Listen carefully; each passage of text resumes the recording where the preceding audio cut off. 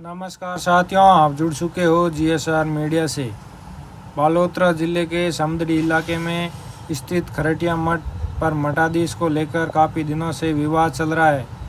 पीर किशन भारती जी के देवलोक गमन के बाद यहाँ मठाधीश निरंजन भारती को बनाया गया था, लेकिन इसके कुछ दिन बाद कुछ लोगों ने बुद्ध भारती को मठाधीश पर बिठा दिया।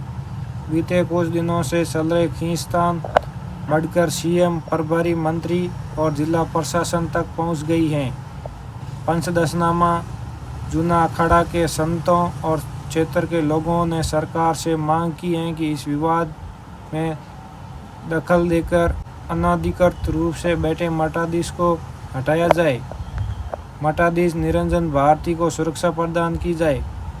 ऐसा बताया जा रहा है कि खरटिया मठ की स्थापना जोधपुर जिले से पहले की गई थी, जिसे लोगों ने श्रद्धा के अनुसार दान भी दिया। वक्त के साथ साथ मठ की प्रॉपर्टीज बढ़ गई। अब आरोप है कि कुछ असामाजिक तत्वों की इस पर नज़र है। क्षेत्र के लोगों और साधु संतों का दावा है कि खरटिया मठ के पीर किशन भारती जी ने जीवन काल में उनके शिष्य निरंजन भारती को उत्तराधिकारी घोषित किया गया था। देवलोक गमन होने के बाद जूना अखाड़ा के महंत संतों ने 9 मई 2024 को निरंजन भारती को मठ का मठाधीश बनाया गया था। क्षेत्र के साधु संतों और लोग निरंजन भारती को उत्तराधिकारी मान रहे हैं। क्षेत्र के साधु संत और लोग निरंजन भारती को उत्तराधिकारी मान रहे हैं, जिनका कहना है कि संत समाज परंपरा के अनुसार उत्तराधिकारी घोषित किया जाता है, जिस पर सभी लोग स्वीकार करते हैं कि ऐसे उत्तराधिकारी को लेकर विवाद नहीं होना चाहिए। पंचनाम जूना अखाड़ा के राष्ट्रीय सचिव प्रयागराज कुंभ मेला के प्रभारी मोहन भारती ने नेतृत्व में प्रभुजनों ने जिला प्रभारी मंत्री जोराराम कुमावत, जिला कलेक्टर और सीएम को चिट्ठी लिखकर चिट्ठी दे चुके हैं। ज्ञापन उत्तराधिकारी महंत निरंजन भारती की ओर से दिया गया। इसमें बताया कि मठ खरटिया देवस्थान विभाग में रजिस्टर्ड है। निरंजन भारती इसके सोल ट्रेटी है। दिवंगत पूर्व महंत किशन भारती जी ने 9 मई 2024 को निरंजन भारती को मठ का उत्तराधिकारी घोषित कर व्यवसायनामा लिखवाई थी। संतों की मौजूदगी में उत्तराधिकारी ने दिवंगत महंत को सम्मानी दी। 16 अगस्त को लोगों ने वाहन में सवार होकर मठ खरटिया पहुंचे। मठ में ज़बरदस्ती अवैध कब्जा करने को लेकर अनाधिकृत प्रवेश किया। मना करने पर उन्हें डराया धमकाया, जबकि सोल ट्रस्टी की बगैर अनुमति में मठ कोई अनाधिकृत प्रवेश नहीं कर सकता, ना ही वहां ठहराव कर सकता है। कुछ लोग मठ में अनाधिकृत रूप से कब्जा करने बैठे हैं, जो मुझे सहित अन्य मौजूद संतों को मठ से निकालने पर आमादा हैं।